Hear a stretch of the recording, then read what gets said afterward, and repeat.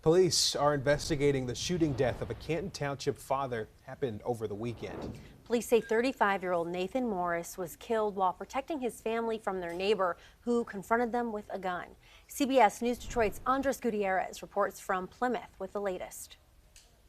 Everyone I spoke with in that neighborhood said the murder suspect, Devereaux Johnson, was always looking to pick a fight. And during the arraignment this afternoon, Canton Township police rattled off his history with assault against police officers, public works employees, and neighbors. Are facing the following charges. Count 1, homicide, murder in the first degree, premeditated.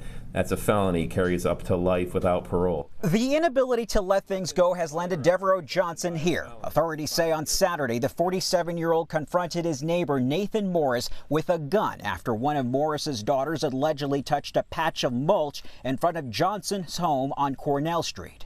The father had stayed behind to try and ease the tensions while his family, the rest of his family, walked on.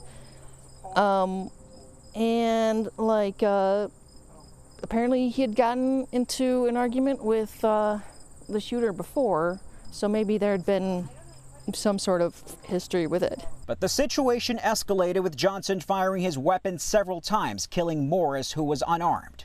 When the bullets started flying, one of them went right across the street into this minivan. The homeowner didn't want to go on camera, but is still shaken up over the incident. Tells me the other bullet went into her kitchen, her husband and kids just 20 feet away from it. First time anything like this has happened in 34 years. Neighbors over the years had learned to stay away from Johnson. Like, I tried to say hi to him a couple times, and he wouldn't reply. He'd just keep walking. He didn't have the dog, so he just walked.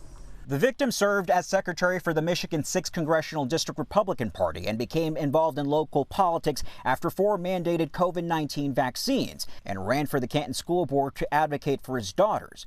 Representatives from the Michigan GOP calling this a senseless act of violence. Anybody who has anger issues, just think, like, the moments when you cannot control your anger, the things you do end up doing, some people have to pay the price for the rest of their lives. You know, and I just never want the daughter to think that, oh, because I touched the mulch, my dad had to die. It's not her fault. You know, she was being a child. She was just playing with the mulch. It's not her. It's just this guy. And nobody else is responsible except for that lunatic.